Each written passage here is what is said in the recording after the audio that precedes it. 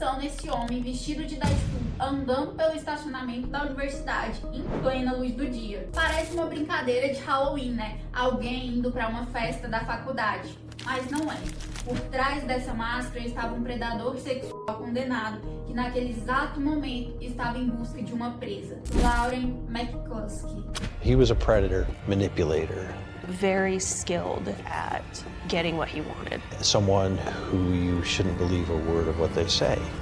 I'm calling about my daughter, Lauren McCluskey, that's missing. We do have officers on scene handling right now. We're actively looking for her. We're doing everything we can to track her down. Só que o verdadeiro terror dessa história não está na fantasia bizarra. O verdadeiro terror aconteceu antes dessa imagem. I was shocked that she would say that. I just felt sick to my stomach. Para tentar evitar que esse homem chegasse até ela, a Lauren fez o que qualquer um de nós faria. Ela pediu ajuda. Hi, my daughter Lauren McCluskey was talking to her mom. It sounded like someone might have been grabbing her or something. Ela ligou para a polícia, ela foi até a delegacia, ela mostrou as provas, ela implorou por proteção. Não uma, não duas, mas mais de 20 vezes. I've been getting these texts from these numbers of different people. They were saying that he was in the hospital, that he passed away. I got a text about, asking if I wanted to go to his funeral. And I think they're trying to lure me somewhere. All right. E a resposta que ela recebeu? Silêncio, deboche, indiferença. The sheer number of times that she was trying to get help from the police, when in fact it should have just been one phone call.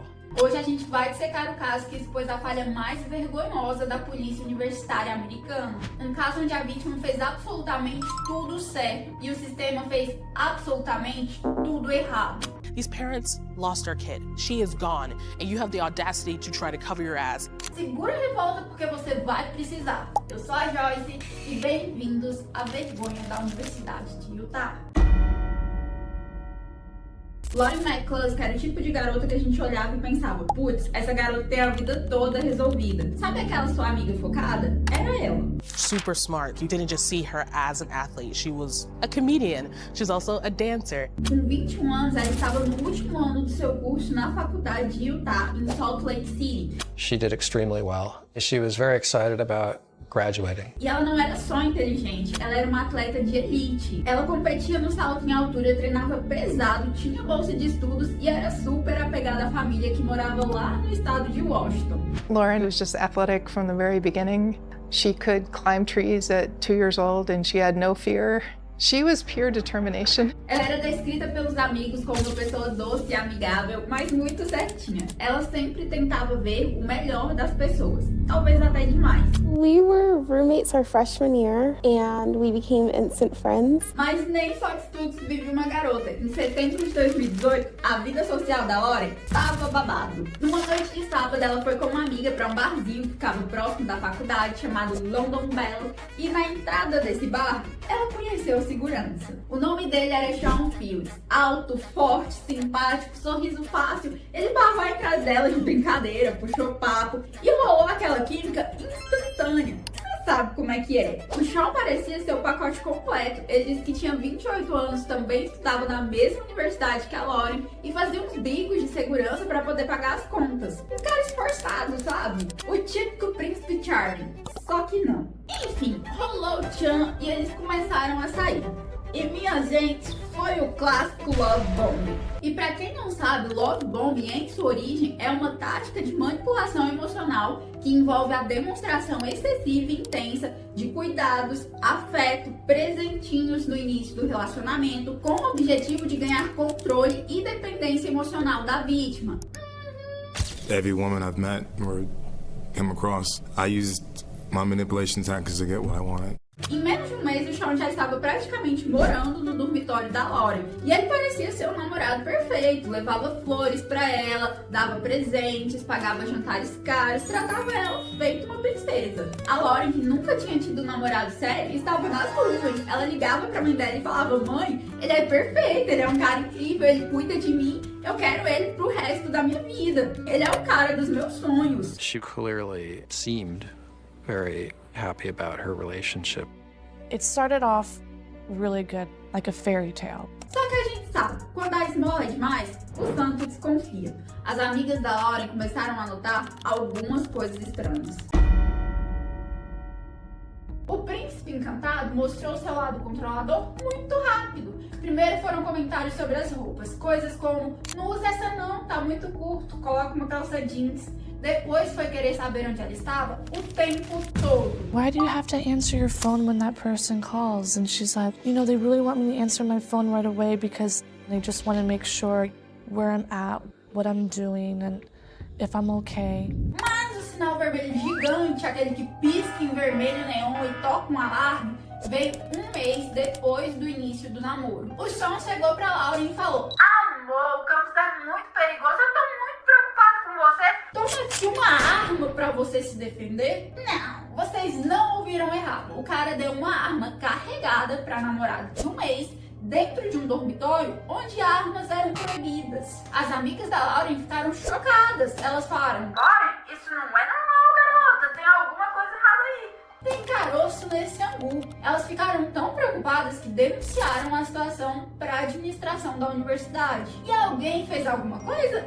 Não. A administração mandou um e-mail para a polícia do campus e ficou por isso mesmo. Ninguém foi checar o quarto, ninguém foi falar com o tal do Sean, nada. Mas a Lauren, apesar de estar apaixonada, não era boba. Ela começou a sentir que tinha alguma coisa estranha. Eu acho que no fundo ela sabia que algo estava errado. As histórias do Sean não batiam. Ele dizia que tinha carro e casa, mas vivia no quarto dela e vivia pedindo o carro dela emprestado. Então, no dia 9 de outubro de 2018, a Lauren decidiu dar uma de Sherlock Holmes. E a bicha fez um trabalho completo. Ela pegou a carteira dele escondida e o que ela encontrou lá dentro fez o mundo dela desabar. O nome que constava na identidade dele não era Sean Fields, era Melvin Holland. E ele não tinha 28 anos, ele tinha 37. A Lauren fez o que qualquer uma de nós faria, jogou o nome dele no Google e meus cupcakes. O resultado das pesquisas foi um filme de terror. O namorado dela não era um estudante, ele era um criminoso condenado. E não era por roubar doce na padaria não, viu?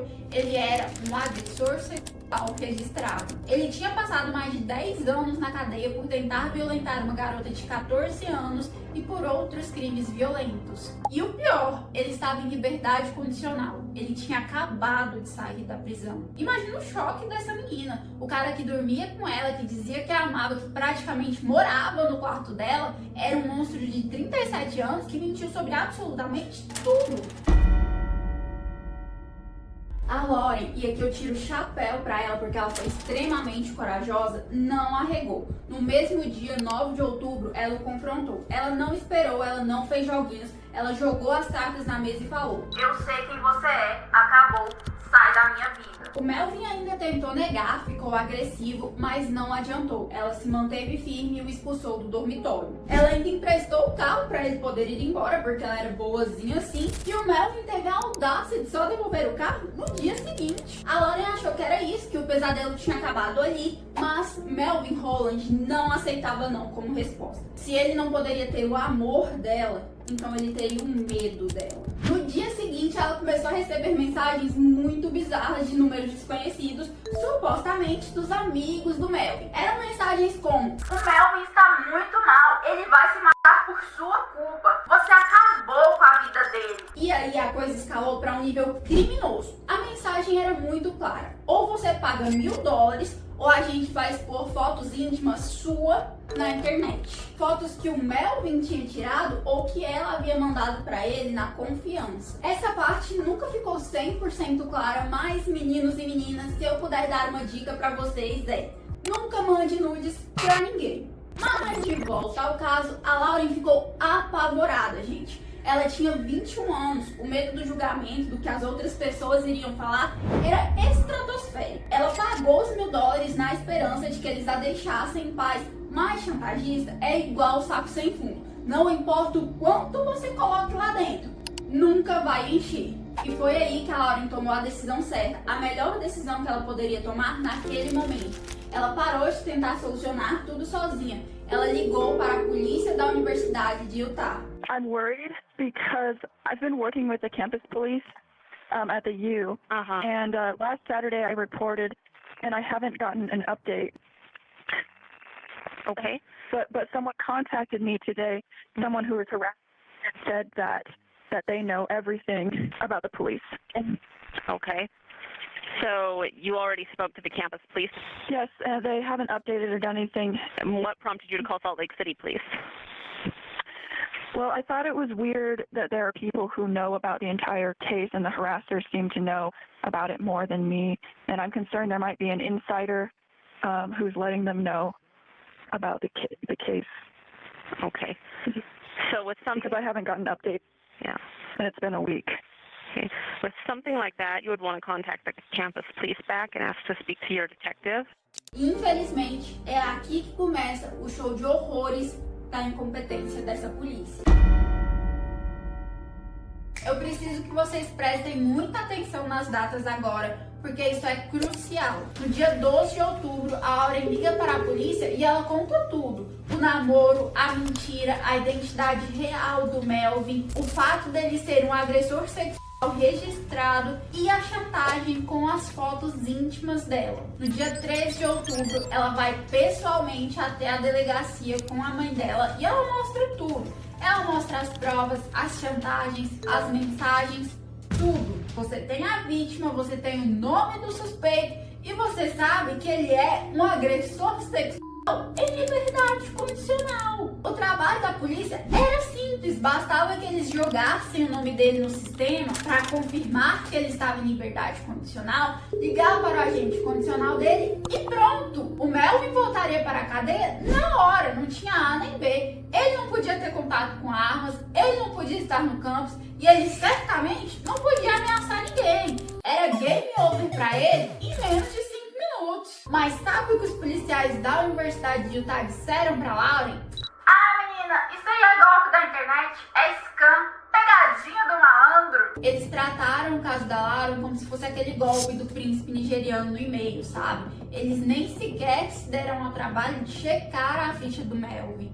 I do remember them saying, it's a scam, it's probably a scam.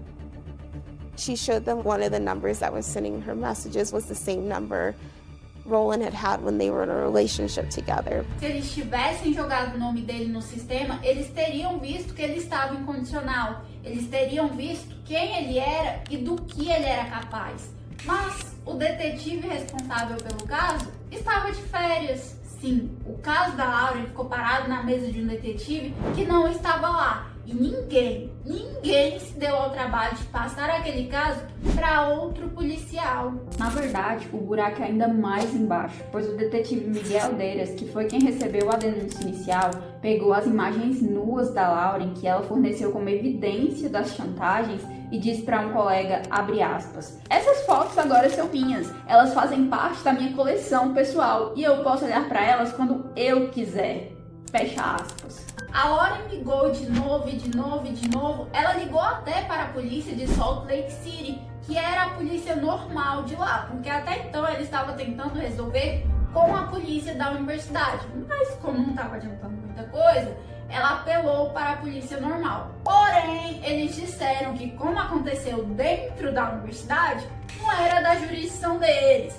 Eles simplesmente jogaram a batata quente de volta. Ninguém fez nada. University Police will probably take the case then. Just one sec. I've talked to them already, but okay. I just wanted to call you as well. Usually we just take it where you live, and then that agency does a case. Yeah, I was just concerned because I wasn't sure how long they were going to take. Okay, let me get you up to them so they can see what's going on with it. Just one moment. Do you know when an arrest would be made? You can talk to an officer if you want. I can arrange that if you want that. Okay.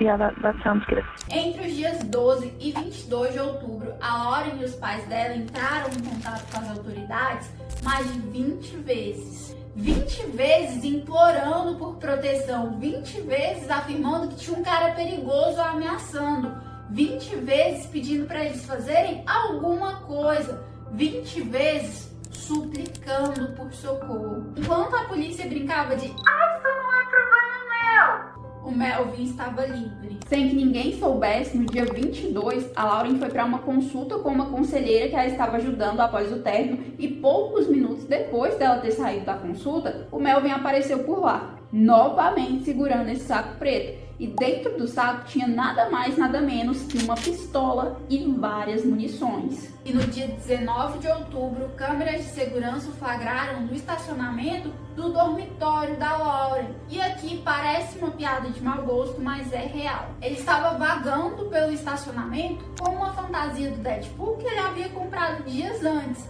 E ninguém sabia ainda, mas ele estava testando rotas de fuga. E pausa aleatória, não muda nada no caso, mas eu fiquei muito chateada dele ter escolhido a fantasia do Deadpool, porque o Deadpool é o meu anti-herói favorito. Despausa. Ele estava rondando a Lauren, maquinando o maligno, enquanto a polícia falava para ela bloquear o número e esquecer. Segunda-feira, 22 de outubro de 2018. Chegamos ao dia fatídico. A Lauren teve um dia cheio. Ela foi para as aulas, treinou, conversou com as amigas. Ela estava tentando seguir a vida apesar do medo constante. No início da noite, por volta das 8h20, ela estava voltando de uma aula noturna e, como ela sempre fazia para se sentir mais segura, ela estava falando no telefone com a sua mãe, Gil. A conversa era normal, rotineira. A Gil perguntou a Lauren se ela já havia enviado um e-mail para o professor. A Lauren respondeu que sim, que ela já tinha enviado. Ela estava caminhando no estacionamento próximo do seu dormitório. Era um local iluminado, movimentado. De repente, a Gil escuta a Lauren dizer "Ai meu Deus!", seguido de um grito abafado e então súplicas "Não, por favor, não!". O telefone cai, mas a ligação não. Do outro lado da linha, lá em Washington, a Gil e o Matt gritavam desesperados: Lauren, o que está acontecendo, Lauren? Então, eles escutaram barulho de tecido sendo arrastado, alguém se aproximando do celular e o desligando. O desespero desses pais, eu não consigo nem conceber. O Matt ligou imediatamente para a polícia do campus. Ele gritava no telefone: "Minha filha foi sequestrada agora, eu ouvi, eu estava falando com ela no telefone, faz alguma coisa, pelo amor de Deus". E a polícia demorou. A polícia da universidade tinha todo o histórico. Eles sabiam quem era o Melvin e sabia tudo o que estava acontecendo. E ainda assim, eles tiveram dificuldade e gastaram preciosas horas para conectar os pontos. Tu é burro, é? Enquanto os pais dela estavam em pânico, desesperados, a quilômetros de distância, a polícia finalmente começou a vasculhar o campus. Hi, I just found a whole bunch of stuff spread out all over the ground and a phone that had an active call. I picked it up. Where is that backpack out? Can you get a location for me?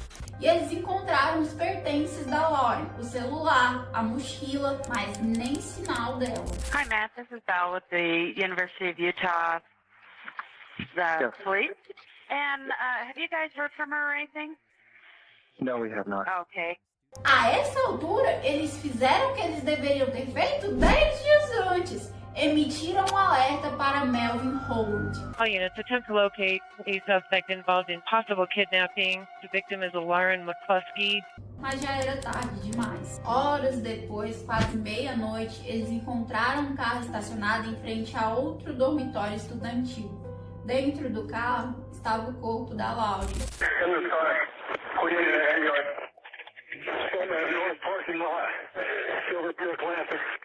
A cena era brutal. O Melvin, aquele covarde, arrastou a Lauren para dentro de um carro que ele havia pego emprestado, a colocou no banco de trás e disparou vários tiros contra ela. And I said, "Is she okay?" And he said, "I'm sorry, she's not. She's gone." I just started crying. It was like trauma, like getting hit by a baseball bat. Ele tirou a vida de uma garota brilhante de 21 anos porque o ego dele não aguentou levar um fora. Você é lixo, meu. E onde estava o Melvin? Bom, enquanto a polícia vasculhava o campus, ele já havia fugido. E eu já adianto pra vocês que a fuga dele foi tão patética quanto ele. Ele ligou pra uma conhecida para que ele também estava mentindo a identidade, pediu uma carona pra ela, eles foram comer, ele tomou banho na casa dela e agiu como se nada tivesse acontecido. Porém, todavia, entretanto, quando a foto dele começou a aparecer em todos os jornais do estado, aquela mulher o reconheceu, ligou para a polícia e falou: "Olha, o cara que vocês estão procurando acabou de sair aqui da minha casa, viu? Beleza? Falou." I saw the picture of this guy, and then I saw that he may have been picked up in a silver Sonata, which is like a description of my car. I saw the picture, but the name isn't the same by the age. A polícia localizou no centro de Salt Lake City. Ele correu, invadiu uma igreja que estava vazia e quando a polícia cercou a igreja, eles ouviram um tiro. We have the suspect inside the church. It looks like he has a gunshot wound self-inflicted. Melvin Holland, incapaz de enfrentar as consequências de suas ações, tirou a própria vida. Ele se foi sem dar nenhuma explicação, sem enfrentar nenhum julgamento, o caminho mais fácil para um covarde. Agora, meus cupcakes, se vocês acham que a parte revoltante acabou, sempre que tem mais. Nos dias que se seguiram, a Universidade de Utah deu uma coletiva de imprensa e a gente esperava um pedido de desculpas, né? O mínimo, diga-se de passagem. Pelo menos um... A gente errou, vamos melhorar, foi mal aí. Mas não, a presidente da universidade foi a público e teve a coragem de dizer, abre aspas, com base nas informações que tínhamos, era impossível que a nossa polícia prevenisse essa tragédia. This report does not offer us a reason to believe that this tragedy could have been prevented. Fecha aspas. Oi? Como assim nada? A menina deu nome, endereço, foto, histórico criminal, provas de extorsão. Bastava que um policial checasse a condicional dele. Um telefonema teria colocado Melvin de volta na prisão dias antes do assassinato. Os pais da Laura e o Matt e a Jill ficaram furiosos. E com razão, porque até eu fiquei. Eles não aceitaram essa desculpa esfarrapada. Eles processaram a universidade e expuseram cada falha. Eles mostraram que as denúncias ficaram paradas na mesa de um policial que nem na delegacia estava. Que o responsável pelo caso sequer sabia fazer login no banco de dados que continha os criminosos sexuais.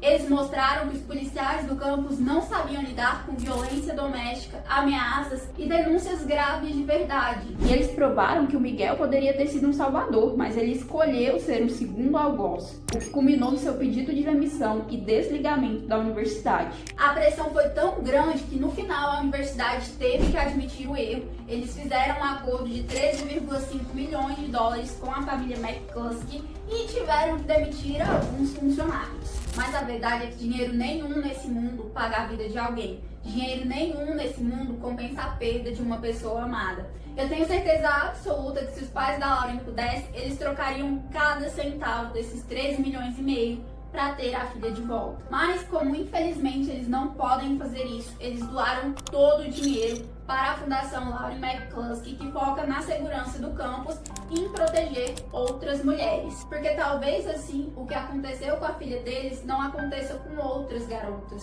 I do not want to be in this world without Lauren, but being stuck here, I have no choice but to try to make this world better. Eu espero que vocês tenham gostado. Eu procurei contar esse caso nos mínimos detalhes e com respeito, mas do meu jeitinho, dando os meus pitacos. Esse caso me pega muito porque a Lauren fez tudo da maneira correta. A gente sempre ouve, se estiver em perigo, denuncie, chame a polícia. Se estiver em namoro abusivo, termine. Se algo estiver acontecendo, peça ajuda, conte para alguém. E ela fez tudo isso. Ela terminou no primeiro sinal de perigo, ela bloqueou, ela denunciou, ela foi até a polícia, ela contou para os pais, ela fez tudo o que ela poderia ter feito. O sistema falhou com ela porque o sistema não levou a sério a palavra de uma mulher que dizia estar com medo, de uma mulher que estava afirmando que estava em perigo. Eles trataram o caso da Lauren como se fosse um drama entre namoradinhos, como se fosse um golpe da internet. Hoje existe algo chamado Laura's Promise, a promessa da Laura em português, que é um compromisso firmado entre os professores, os funcionários e os alunos em várias universidades dos Estados Unidos e do mundo. Essa promessa diz: eu vou te escutar e acreditar em você se alguém estiver te ameaçando. O legado da Lauren é gigante. Ela foi capaz de mudar as leis de segurança dos campos das universidades e vários policiais incompetentes foram demitidos ou punidos. Mas nada disso traz ela de volta. Nada tira a dor daqueles pais que ouviram a filha implorar pela vida pelo telefone. Então fica aqui o meu recado para vocês hoje. Confiem no instinto de vocês. Se algo parecer errado, provavelmente está mesmo. E se a polícia, se as autoridades não te escutarem na primeira vez, grite mais alto, faça um escândalo, vá pra internet, chama a mãe, o pai, o papagaio. Não deixem te ignorar, não deixem te silenciar, não deixem que você vire uma história. Mas agora eu quero saber a opinião de vocês nos comentários. O que mais te revoltou nesse caso? Foram as mentiras e a covardice do Melvin? Ou foi a preguiça e a incompetência da polícia?